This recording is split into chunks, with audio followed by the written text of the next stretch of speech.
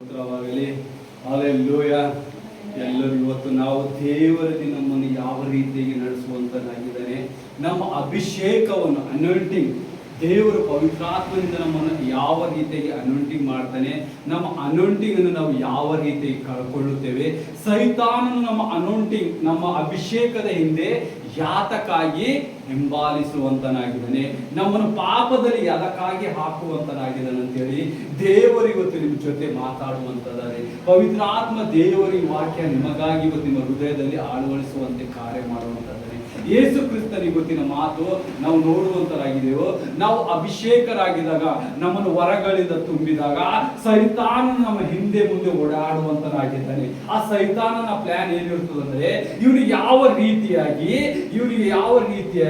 ಈ ಅಭಿಷೇಕದಿಂದ ಹೊರಗೆ ತರಬೇಕು, ಇವನನ್ನು ಅಭಿಷೇಕದಿಂದ ಮುರಿಯಲ್ಪಟ್ಟು ಇವನನ್ನು ಸಾವಿನ ಮರಣಕ್ಕೆ ಒಯ್ದು ಇವನ ಅಭಿಷೇಕದ ಆತ್ಮವನ್ನು ನಾನು ಅಪ್ಪಿಕೊಳ್ಬೇಕು, ಅಂದ್ರೆ ಅದಕ್ಕೆ ವಶ ಮಾಡಿಕೊಳ್ಳಬೇಕು ಅನ್ನೋದೇ ಸೈತಾನನ ಕಾರ್ಯ.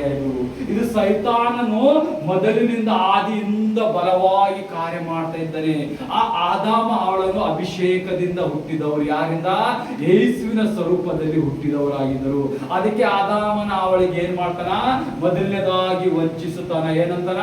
ನೀವು ದೇವರಿಗೆ ಯೋಚಿಸುವಂತರಾಗಿದ್ದೀರಿ, ದೇವರಂತೆ ಜ್ಞಾನ ಉಳ್ಳವರಾಗುತ್ತೀರಿ, ನಿಮ್ಮ ಕಣ್ಣುಗಳು ತೆರೆಯಲ್ಪಡುತ್ತದೆ, ನೀವು ದೇವರಿಗಿನ ಹೆಚ್ಚಾಗಿ ತಿಳ್ಕೊಳ್ಳುತ್ತೀರಿ ಅಂತ ಹೇಳಿ ಸುಳ್ಳು ಮಾತಾಡಿ ಸುಳ್ಳುಗಾರನಾಗಿ ಅವ್ರಿಗೆ ಮೋಸ ಮಾಡಿ ಆ ಹಣ್ಣು ತಿನ್ನಿಸಿ ಅವ್ರ ಕಣ್ಣುಗಳು ತೆರೆಯಲ್ಪಡುತ್ತದೆ.